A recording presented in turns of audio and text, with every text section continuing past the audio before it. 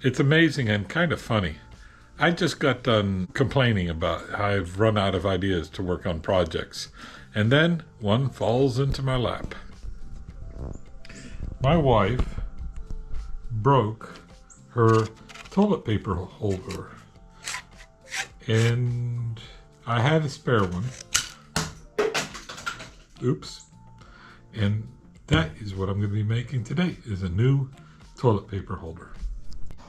The first step for deciding on how to make this new toilet paper holder dealy whacker is to take it apart and just see what's going on here.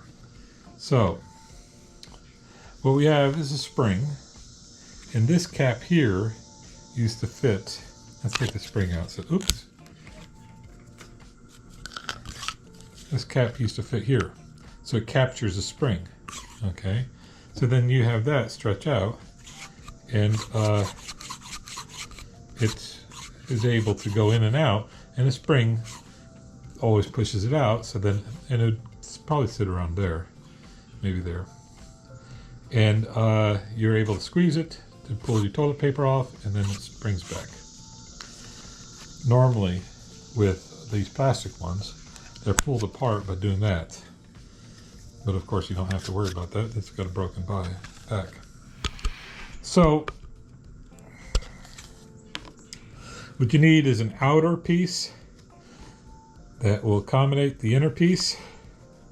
And then you need two pieces that engage with the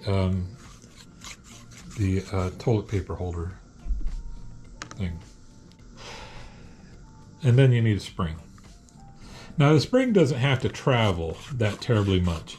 Really, in the end, if you design it correctly, it might need to travel that much entirely. So that is what I'm going to work off of.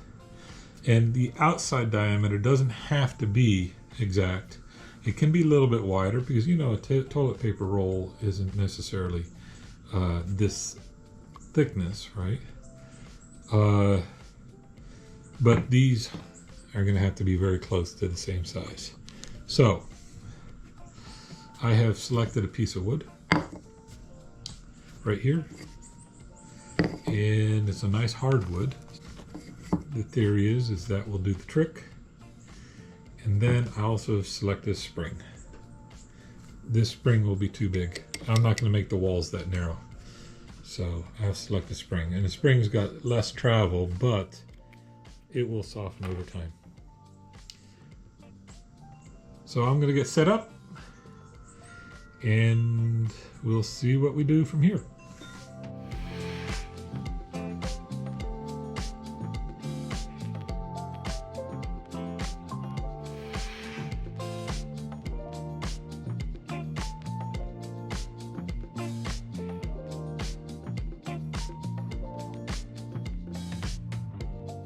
I'm making a step here on the plunger so when it is assembled it will not overextend.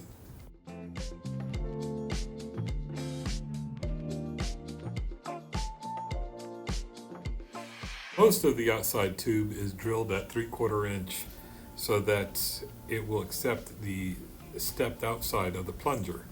The final piece of the outside tube is drilled at 5/8 so it just accepts the length of the plunger.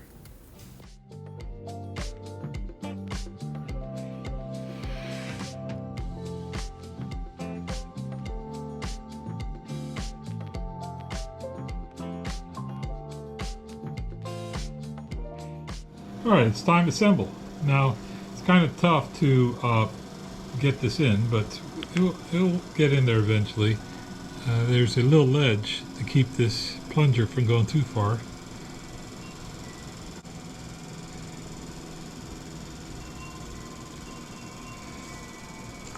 There we go. Now, we're going to put the spring in. And now, this, like that. So we're going to get some glue.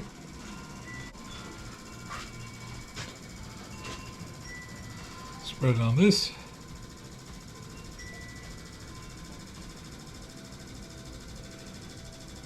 I'm only using this Gorilla Glue because it was closest to me.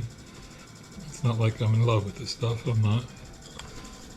And then put a little bit on the ledge here.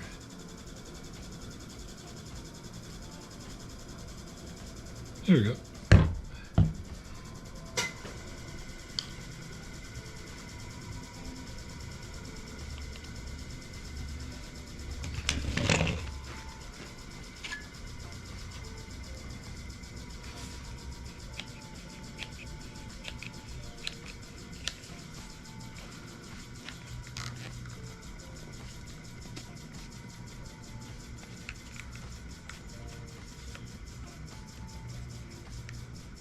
There we go.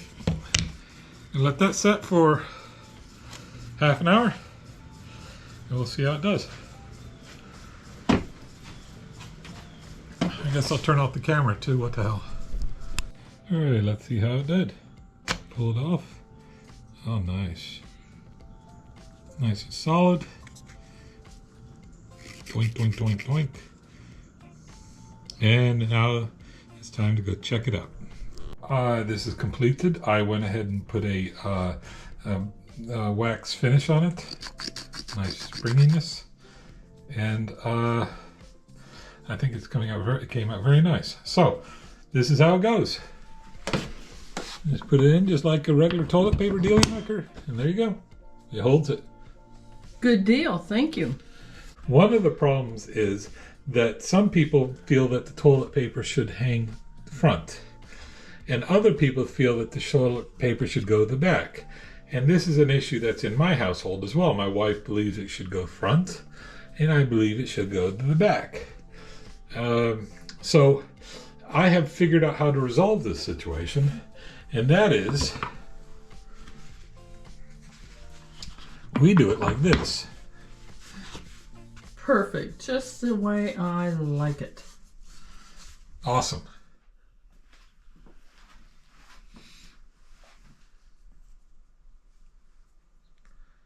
Good.